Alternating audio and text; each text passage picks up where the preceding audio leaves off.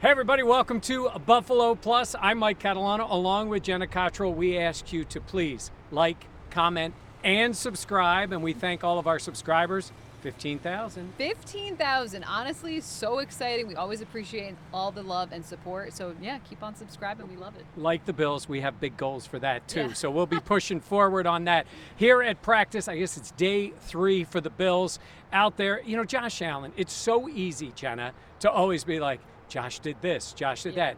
He has set a very high standard. He practices hard every day. I would say today wasn't what he would consider a top day. I think some of his throws didn't quite look as sharp, maybe as accurate. But that being said, like you talked about, it's not every day are you going to be like, wow, he keeps getting better. Like, progress is not linear, and it's also a practice. I think Allen today had kind of an off day. He was getting, you could tell he was like kind of getting worked up. He was getting mad at himself, which we have seen before. Yeah. But yeah, I thought today wasn't his sharpest, crispest day, but that's going to happen. What do you think? Yeah, we grade him on a bit of the Josh Allen curve. Yeah. Like, we're used to seeing this. I even said the other day, anytime I've seen a pass that wasn't great, I looked and, it wasn't Allen. Yeah. Nothing against Case Keenum or Matt Barkley, but it's usually not Josh.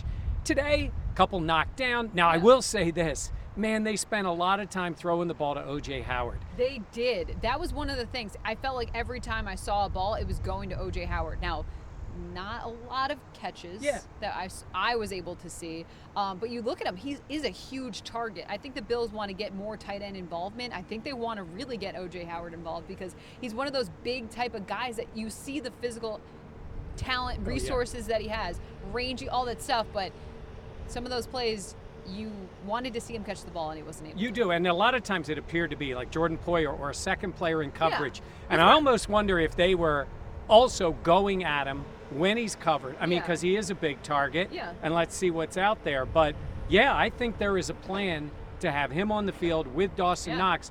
I asked Sean McDermott about that today, and his answer was, yeah, we're going to see. And he mentioned right about inline blocking, because if you're going to be the second tight end on the field, you got to be able to do that. You got to be able to block, and that's the case.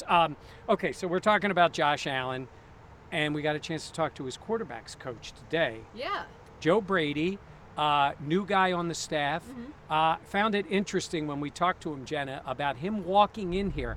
Sort of think about what we were talking to him about, how he walks in here, really with no basic knowledge of Josh Allen other than what he'd seen from other people. Yeah, he talked about the fact that he didn't have a relationship with Josh before taking this job. It wasn't like someone he knew. He kind of followed his career because the NFL, you see all the stars and you want to take a look. But he just, I mean, we're at the point now when we hear people talk about Josh Allen, it's just the work ethic, all the things that the arm, the size, the commitment, the competition level. But I think Joe Brady was really just interesting to talk to because he's also coached some very other great quarterbacks that we've seen. And just to the point as well, like, I think it's this Bills coaching staff has a lot of new blood this year, and Joe Brady being one of those bigger kind of names coming to Buffalo. Yeah, he coached Joe Burrow at LSU, so he's had that opportunity, but he comes here, and I think the thing he said about Josh was his recall of plays, and he went on with the same kind of thing we would hear from Brian Daboll, that he's a self-critical guy. I said the thing about it is you are walking in on a guy who is not 2018 Josh Allen. Yeah. You are closer to a finished product. And I think he came in with his eyes wide open about that, knowing the kind of guy he was going to be coaching. I mean, you asked him what surprises you about Josh, and that was the first thing he mentioned was just the football IQ and the way he can kind of recall what happens, remember, and then see it moving forward. And I think that's maybe something we don't talk about as much because we're not always getting to talk to some of the coaches about Josh and specifically in that manner. But that was something that did stand out because you're like, we've heard so much about the on-field talent. Oh, that's funny. Yeah. On-field talent. But that's something mentally that you obviously know he's a competitor, but you don't realize the football brain that also comes with it. Yeah, speaking of dealing with things mentally and how you deal with it, What a segue. Joe Brady got fired in Carolina. Yeah. Came there, was supposed to be the big deal. It did not work out. Sean McDermott asked about that today. And of course, Sean got fired in Philly. And, well, maybe you can tell the story. He was talking to Jim Johnson, who was his boss, a few years before it happened to Sean. I loved Sean McDermott was light when he was talking about it. So you could see his face kind of light up as when he was with the Eagles. He was walking alongside, and he's, talking about the guys around him saying, "You're not a real coach until you get fired." And Sean's like, "I'm going to be different. Like I'm great at my craft. I learn." And then obviously a couple of years later, he said he ended up getting fired. And he's like, "That's when I became a coach." But I think it's so common in the NFL to not meet or have success, and then the pressure obviously on a coach is immense as well. Yeah. And I think Joe Brady really, when we asked him about that last opportunity and having to walk away and then now coming to Buffalo, I thought he was really honest about it. It was hard, but you have to kind of take a piece of what went down, how can you improve, and be receptive to understanding that those are the things that you can now carry into your next job. But I really liked his insight because I felt like it was honest. Yeah, I agree with you. And what Sean McDermott said about it is you see in a guy who takes ownership of when it happens and doesn't blame other people. Now, does that mean it was 100% Joe Brady's fault? No, I don't know what Matt Rule is doing down there, and that's a different team, different people. But look, you got fired, so you have to go. And I asked him who he relied on. He said he heard from so many coaches around the league, and also his wife. And he talked about how they got to spend so much time together because of the job ending. And he says that while he loves coaching, she loves when he coaches too. Yeah. She was encouraged to get him to get him out of the house a little bit, probably, if I had to imagine. And be here and coach. He's going to help with the play calling because he's been a coordinator before.